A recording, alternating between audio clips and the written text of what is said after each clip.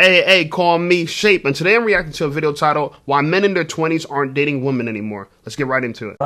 We always want what we can't have, eh? Why is it that the grass is always greener on the other side? Let's go for a drive and talk about it.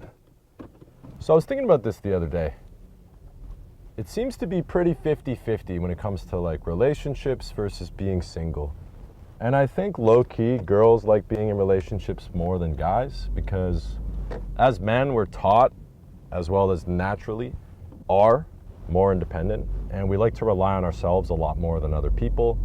And this is something that I think is just like a genetic difference between men and women, but also ever since we were young, we were always told to just deal with our own shit.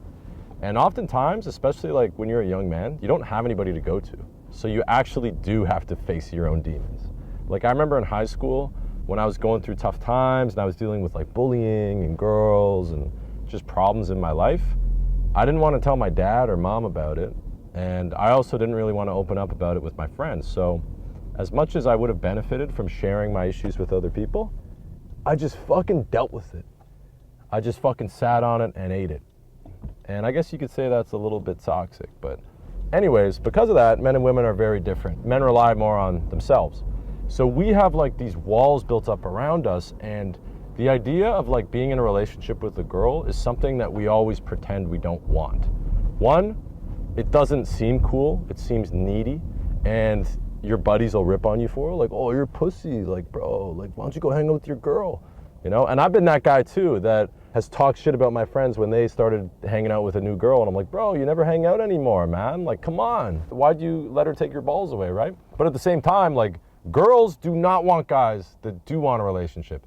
And I know that sounds ass backwards, but like when you treat her like a queen or a princess and you're trying to do cute shit for her all the time, it actually makes you come off as needy, which is weird, right? It's the guys that are distant and cold and playful and keep things light and relaxed and seemingly like mixed signals. These are the ones that the girls go crazy for, especially when, you know, they're in their 20s and they're trying to pursue their highest option. So I apologize if it sounds like I'm making blanket statements here. Let me just give you a little bit more context. I'm talking about girls and guys in their 20s, maybe in their early 30s. Girls are getting all this attention from the super high value guys, but high value guys have a lot of options. They can date pretty much any girl they want. In fact, they don't actually have to be with one girl. They can date multiple girls and get a little bit of sex, a little bit of intimacy. Maybe one girl is like your regular girl that you date and you go out in public with, but there's still a couple girls that you see on the side. And that's what guys, especially once we've like developed the status, the skill set, the money, and we have independence, that's what we always wanted. And what's funny is we have to work our entire ass off like in our 20s to get that, hopefully by 30, or just be a woman and get that as soon as you're like 19 years old, because so many girls are currently seeing multiple guys at once. And what happens is usually it's around this time of year, so like November, cuffing season. They're like, I want a guy I can bring back to my family. I want somebody to spend the winter with. I don't want to have to keep going out on Fridays and Saturdays. I'd rather just have one guy that I could like settle down with. And that is what happens during cuffing season. So that's where girls get into relationships. But I think it's so interesting because like it's very entitled and narcissistic of us, but we essentially want the best option possible, especially when we know we have a lot of options. And I know that I might be speaking to the choir here. Some of you guys are like, oh yeah, I know all this. But some of you, right now, you're on the point in your journey where you're happy to just get with one girl. Or like, you can't even approach girls in real life. You don't have any friends, so you don't really actively talk to anybody outside of your like close-knit circle. So even the idea of like going and talking to a new girl sounds like, wow, that'd be great, that'd be amazing, right? I bet it does. And it's actually really normal to talk to new girls, you know, getting girls. The one thing I had to learn about women, and he said it the best, you know, women want to be in relationships with men that don't want relationships. Because part of desire is unattainability. Why do you want that Ferrari? Why do you want that nice car? Because you can't have it. But let me tell you something. You know what's funny? When people get rich, they desire these things even less. That's the funny part. I remember I wanted a Versace belt so bad. I spent my last dollar on it. right? My last dollar. I couldn't, it was unattainable to me because I literally had to empty my bank account for a Versace belt. It was like $500. And, you know, I know it's sad to say at the time, but I wasn't living on my own. But all I had was $500. So I spent the minute I got paid, I went and got the Versace belt. And I still have that belt, by the way. It's actually a good belt. But after that, I wanted these Versace sneakers because when I went to buy the belt, I was like, oh shit, those sneakers look good. You know what I'm saying? The chain reactions. $1,000 sneakers. I didn't have $1,000. I only had $500.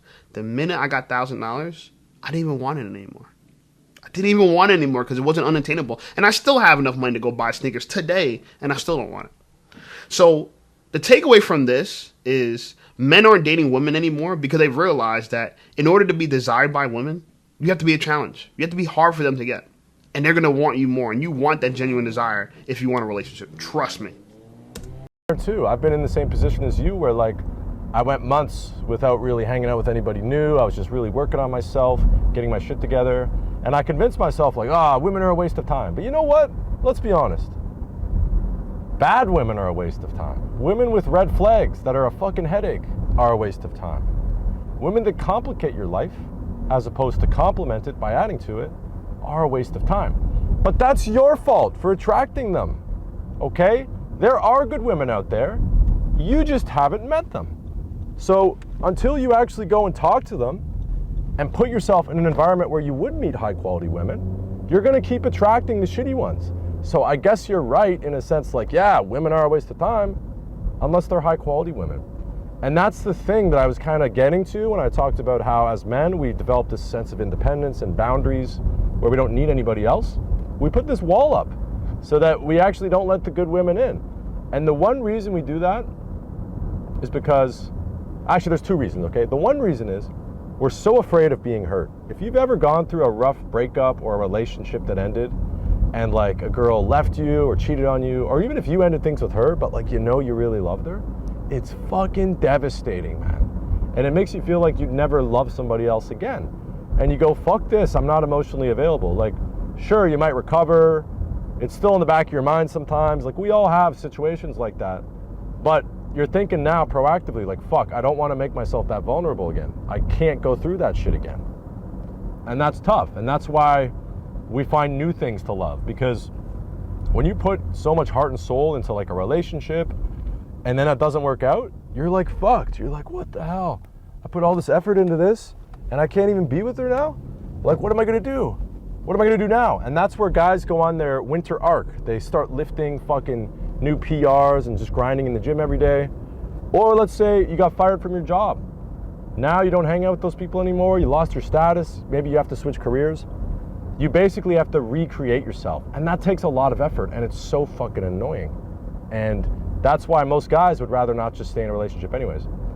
Now the other thing that happens with guys is, and I'm not just talking out of my ass here, guys. I've worked with thousands of guys. And if you ever feel like you need help with your dating, relationships, starting a business, usually I work with guys that are making 6 figures a year.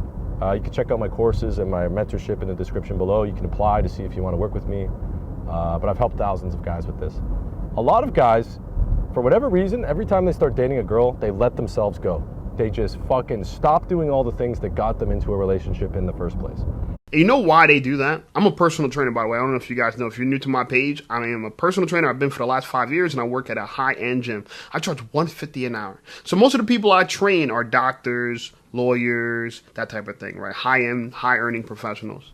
But what I've realized is that people go to the gym for one thing and one thing only: to become more attractive to the opposite sex or the sex that they desire. So if they want a man, they go to the gym to become more attractive to men. If they want, that's if they're a man and woman. Or if they want women, they go to the gym to become more attractive to women. And the minute they could attract that per se right person, they stop. Because like mission accomplished, right?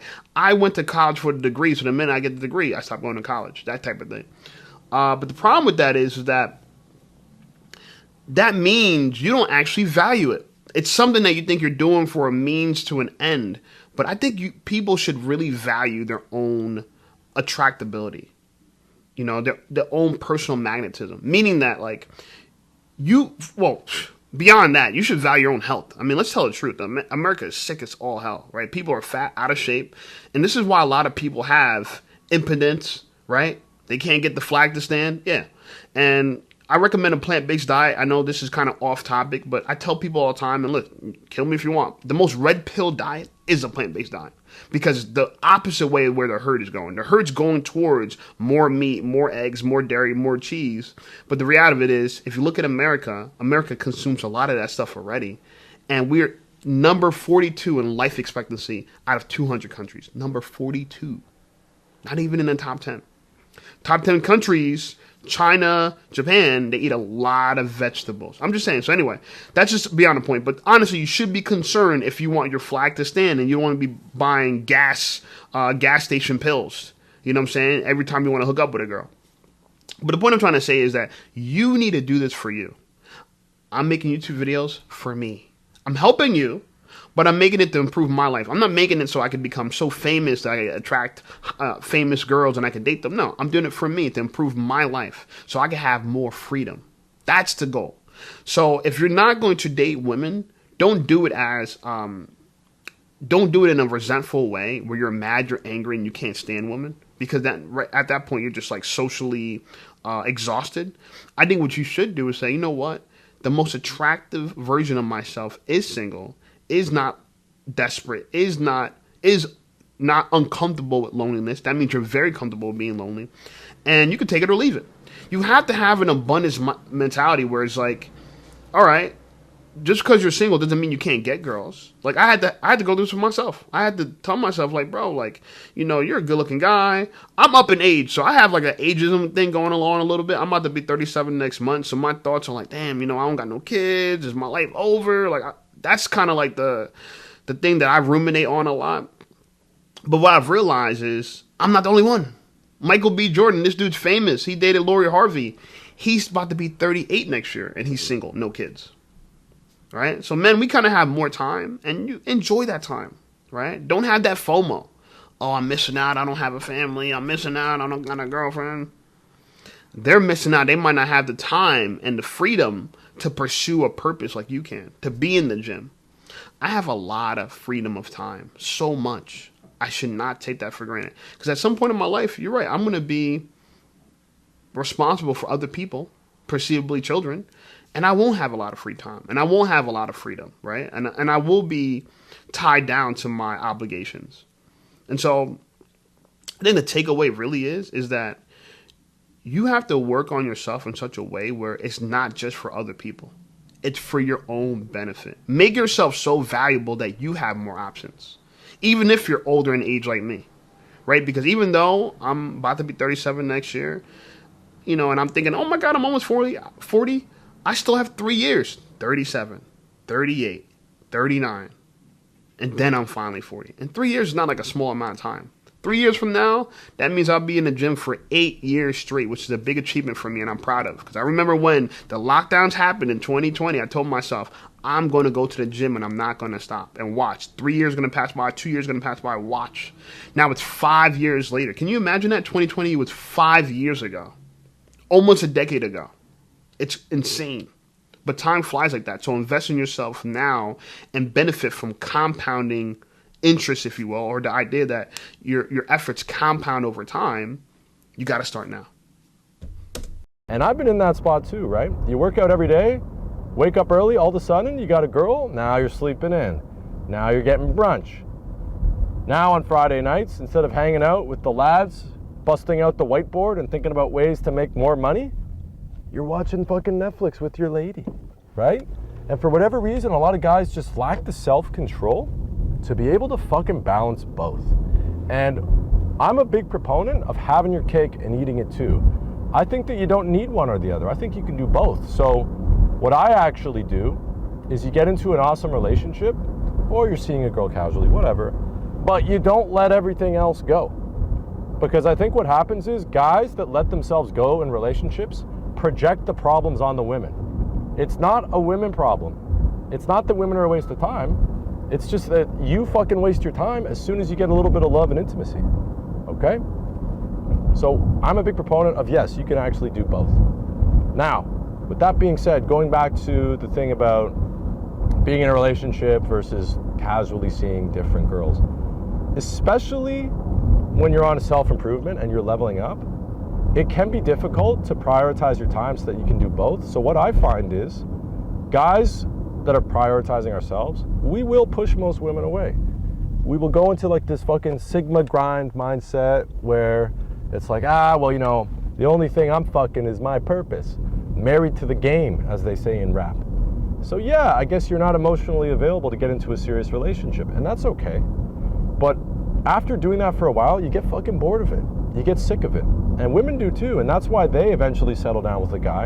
And by settle, I don't mean like compromise. I'm like, I'm just gonna go with this loser because I'm lonely. What I mean is like, a girl will get out of a relationship, she'll hook up with a couple guys just to know she's still hot and she has options.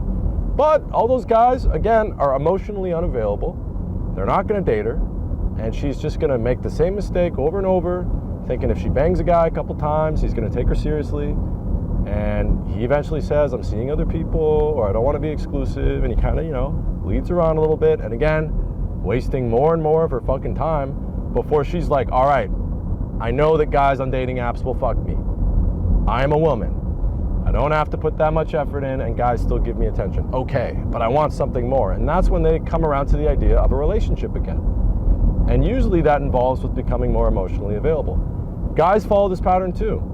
You meet a girl, she's really cool, things don't work, you instantly need that validation. Well, I need to know that other girls like me. So you go and you try and fuck a couple chicks. Maybe you do, maybe you don't. But then after, again, casually dating a couple girls, maybe it takes a couple weeks, maybe it takes a couple months, but you're like, yeah, I kind of miss all the other shit. I like the idea of building something with somebody long term. So it's like this constant cycle we go through. And I think that the real issue is that when men get into relationships, we let ourselves go. And I think women do as well. But here's what I mean. If a man and woman are in a relationship, unless the girl does something completely stupid out of nowhere, I think everything is the man's fault. If you let yourself go, that's your fault. If she leaves you because you develop a drinking problem, or you get fat, or you lose your job, I guess that's shitty of her to do, but guess what? It's your fucking fault, man. Take the responsibility. I know it hurts, but like, the fact that it didn't work out, it's usually your fault. But what's ironic is who you are when you get into a relationship is never usually who you are when you get out of it. Otherwise, the relationship won't end. Because when you actually meet somebody and you're on the same level and you got the same goals, you connect, you have chemistry, then you guys stay together unless one of you changes. And I'm telling you right now, it's usually not changing for the better. Somebody usually declines. I know. You know, it's funny that he says that, because I think one of the bigger issues and why people get complacent is because we love validation. As humans, we love validation. Let's just tell the truth. Okay? A lot of things we do for validation. The car you drive, the clothes you wear, the sneakers you buy. It feels good when you acquire these things and people compliment you on them. Even a body, a nice body. I won't lie. I go to the gym. It feels good when a girl comes up to me and recognizes that, yeah, I'm gaining weight and my muscles are growing. I'm getting more built. I'm getting more shredded. It feels good. I've gotten some of the best compliments in my life in the gym, and I'm telling you, it feels amazing. But you can't do it for just the validation. The validation has to be the icing on the cake. The cake gotta be, you have to fall in love with the game of working on yourself and improving yourself, because the game is leveling up. Then you die. You're born, you level up, then you die. That's the game. Okay? And a lot of people stop leveling up for whatever reason. Just like I used to tell people all the time, man, people don't understand. I've read more books after I've graduated college than I've read in college. Because my goal wasn't just to get a degree and brag to everyone, look at me, I got a degree. That's complacency. Anyone that you see that does that is complacent. They're not a real student. I'm a lifelong student, right? Before I take a shower and I listen to an Audible book every day, and I probably have over 200 titles in my library for Audible. I've had it for over 6-7 years. I love it. It's easy. I can consume it, but I also buy hardcover copies too, just in case I want to be able to highlight stuff and be able to have a quick reference to it. So I bought a hard copy too. But the point I'm trying to tell you is, you have to fall in love with the game. Yeah. It can't just be that you love validation from women, you love validation from other people, and you're just living for everyone else. That's not the game at all. The game at all is not everyone loves you and then you die. That's not the game. The game is that you're going to go through trials and tribulations as you try to level up, and you're going to acquire skills, and you are going to get praise, but you're going to get shit on. People are not going to like you. And so guess what? Validation is not reliable. But when you're in a relationship and you're getting that reliable validation, or it seems like it's reliable because you're in that relationship for a period of time, it weakens you. You know what I had to stop doing recently, and I love doing it? I had to stop smoking. Not cigarettes. You know what I'm saying? The MJ. I'm just going to say MJ because, I don't want to trigger the algorithm with it. I had to stop smoking MJ because I like it a lot. I like it so much where if you put an 8 in my house, I'm going to smoke it all. If you put a pound in my house, I'm going to smoke it all. Here's a problem. No matter how much weight it is, within 1 week, it's all going to be gone. Within 1 week. That's my issue. 7 grams, 8 grams, 28 grams, 100 grams, doesn't matter. In 1 week, it will be done, or less. And I haven't smoked in the last 2-3 days, and I feel so much better. I'm telling you, so much better. Why? Because 1, I can focus. 2, I'm not thirsty for something, and 3, you feel the sense of your own will taking over, that you're not going to fall victim to pleasure. And so many people in this country are slaves to pleasure. Whatever pleases them, they're a slave to. And I felt like that. And I can rationalize, okay, smoke is not too unhealthy for you. It's organic, it's real, it's a plant, it's not processed, it's whole. It's more effective in its natural state, right? It's not like all concentrated or anything like that. But, it makes you weak as a person. It's honestly. And so I'm not saying I'm never going to do it again, but I know that if I'm grinding, I'm trying to level up, it really might be an obstacle. And I have to understand that. Like when I gave up alcohol like 3 years ago, I was never a big drinker, but I was a social drinker. But I've realized social drinking always ended bad for me. Whether it's me throwing up, me passing out, or me getting a hangover, it was always bad. So I've had to assess myself and realize that, this ain't worth it. The risk ain't worth the reward. And now I feel great knowing that when I drive, no matter where I am or what I'm doing, I never got to worry about a DUI ever, because I don't drink and drive. So I never got to worry about that. And now that I'm getting my firearms purchasing ID, and because I'm owning a firearm, shout out to me. I want to do it right before my birthday, one of my birthday gifts for myself, as well as possibly going to Thailand. I'm trying to go to Thailand within a month. Let's see how that goes. If I don't go for my birthday, I'll go sometime shortly after, maybe the week after or so. Anyway, the whole point is, I'm not to worry about that either, because once you're operating a firearm, you can't do that under influence. That's a felony. You know what I'm saying? So I'm allowing myself to be able to trust myself more because I'm not controlled by substances. And I don't have to worry about substance abuse. And I have the strength of mind, the strength of character to be able to overcome these obstacles. And you have the strength of character too. You got to be able to overcome it. So yeah, I know this is talking about women and why we're not dating women anymore. But the opportunity not to date women is the opportunity to focus on yourself. And listen, I'm dating girls. I went on a date with a girl yesterday. It was pretty cool. We had a good time. She loved it. Great fun. But I'm realizing, don't rush into a relationship. Don't jump into a relationship. It's not only attractive for your own life, it's attractive to other people. So what's good for you, it's good for other people in a sense. So you prioritizing your freedom, your health, your purpose is not only attractive for your own life, it's attractive for other women's lives, and it makes other women want to be in your life. So it's a double benefit, right? A double benefit. In fact, there's probably multiple benefits for it because it benefits your family too. So we're not going to get into all that. Either way, thank you for watching this video. Like this video, subscribe to the channel. I'm going to put a link to the original video in the description. Shout out to my boy Denmo. All right. I've seen a couple of his videos. Pretty cool. Good stuff. And check out some of my other videos, and I'll see you over there.